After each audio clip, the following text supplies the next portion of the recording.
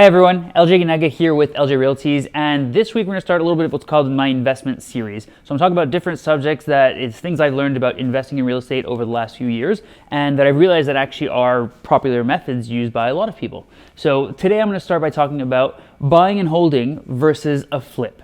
And the most common question I get is, LJ, should I buy and hold or should I flip? What's more advantageous? And again, like in most things in real estate, the answer is it really depends on you.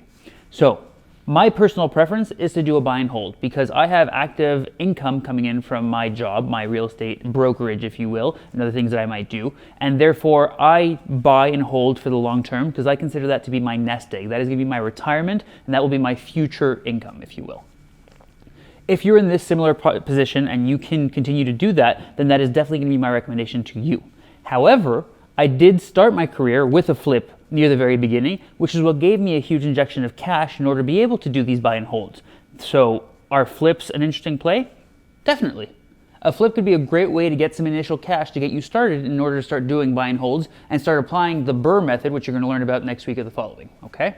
Now, advantages, disadvantages. Obviously, when we go and do a flip, there is a little bit more risk. We have to be a little bit more sensitive to all of the investment going into it and what the net returns are going to be, because a lot of the time, especially in this market, in most flips, you're probably aiming to make somewhere between $50,000 and $100,000. And if you miscalculate something, it's going to eat a large portion of your profits out.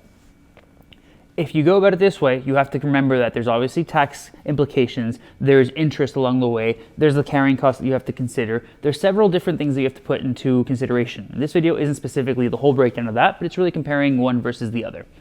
On the buy and hold side, obviously there is also tax implications. However, it's just taxed on your actual cash flows, on what you're bringing in. And we can break it down from an accounting perspective in a separate video of exactly what happens from the money coming in versus the money going out and what tax we have to pay on that.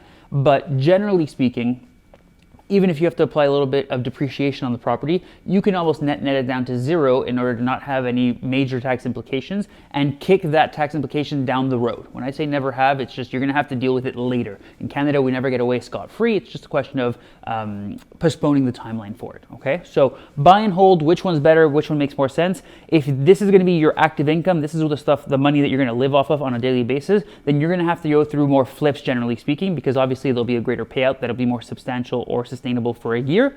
If you're just looking for some smaller cash flows just to add on to what you're already doing and really get into the market for the long-term play, then the buy and hold is more right for you. Thank you so much for watching. I look forward to seeing you guys next week. Take care.